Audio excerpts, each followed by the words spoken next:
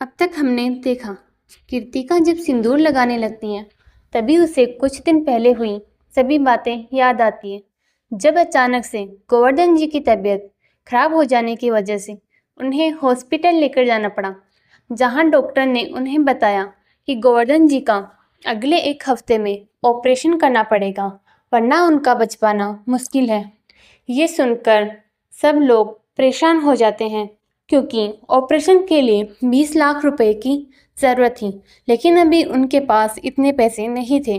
अब आगे विशाल दी, हम इतने पैसे कहाँ से लाएंगे और हमारे पास तो कोई सेविंग्स भी नहीं है।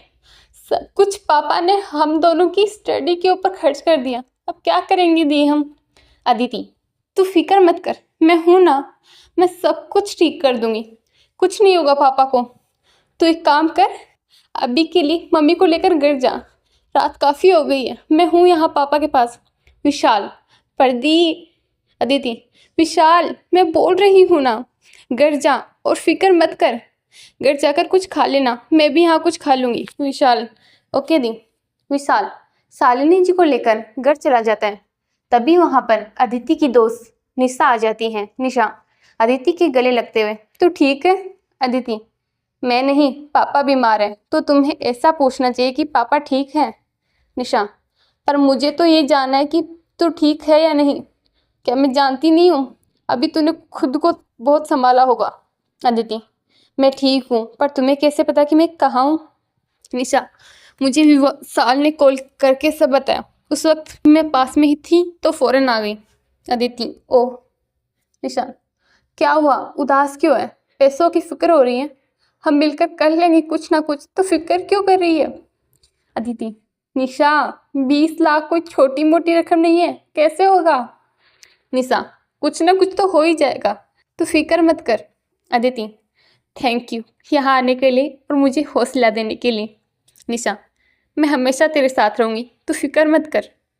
अदिति, पर अभी मुझे अपनी नहीं, मम्मी और विशाल की फिक्र है, वो दोनों बस खुद को संभाल ले। निशा, तू फिक्र मत कर, मैंने मॉम को भेज दिया है उनके पास, और तुझे तो पता है मेरी मॉम किसी को भी शांत करा सकती है। अदिति, थैंक यू, अब बस पैसों की फिक्र है।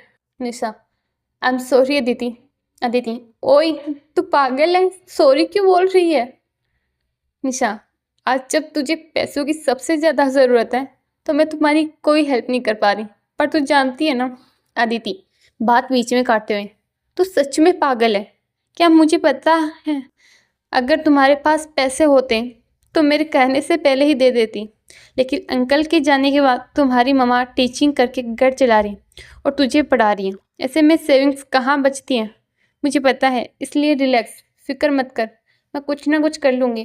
निशा, पर क्या करेगी तू? कौन देगा 20 लाख रुपए तुझे 1 हफ्ते में? अदिति, हम लोन तो ले ही सकते हैं, मैं कल ही लोन के लिए अप्लाई करूँगी। निशा, हाँ, और वो लोग तो तेरे इंतज़ार में ही बैठे हैं ना।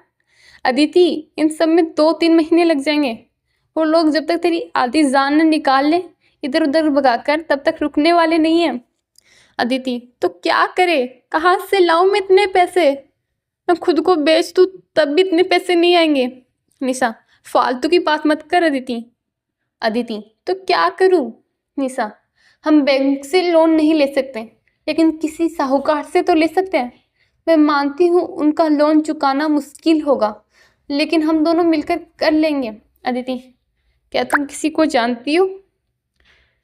निशा, हाँ, मैंने कुछ लोगों का नाम सुना है, शायद हमें वहाँ से कुछ हेल्प मिल जाए। अदिति, ओके, फिर हम सुबह चलेंगे। निशा, ठीक है। अगली सुबह अदिति और कृतिका विशाल के हॉस्पिटल आते ही वहाँ से घर के लिए निकल जाती हैं और फिर तैयार होकर वो दोनों कुछ लोगों से मिलने के लिए निकल जाती हैं। वो अभी तक कुछ साहूकारों से मिल चुकी थी, लेकिन कोई भी इतनी बड़ी रकम बिना कोई सॉलिड गारंटी के नहीं दे रहा था। अंत में वो दोनों थक जाती हैं कि तभी अदिति के पास विशाल का फ़ोन आता है, जो उसे बताता है कि पापा की तबीयत बिगड़ती जा रही है और वह बहुत तेज़ रो रहे थे। उसकी बात सुनकर अदिति रोने लगती है, पर निशा उसे संभाल लेती है और हॉस्पिटल चलने को कहती है। पर अदिति उसे बोलती है कि वह हॉस्पिटल जाए और सबको संभाले। वह मंदिर जाकर आ रही है, जिस पर निशा उसके साथ चलने को बोलती है, तो वो उसे समझाती है कि अभी विशाल को उसकी ज़रूरत है, वह अकेला है, खुद को संभाल सकती है।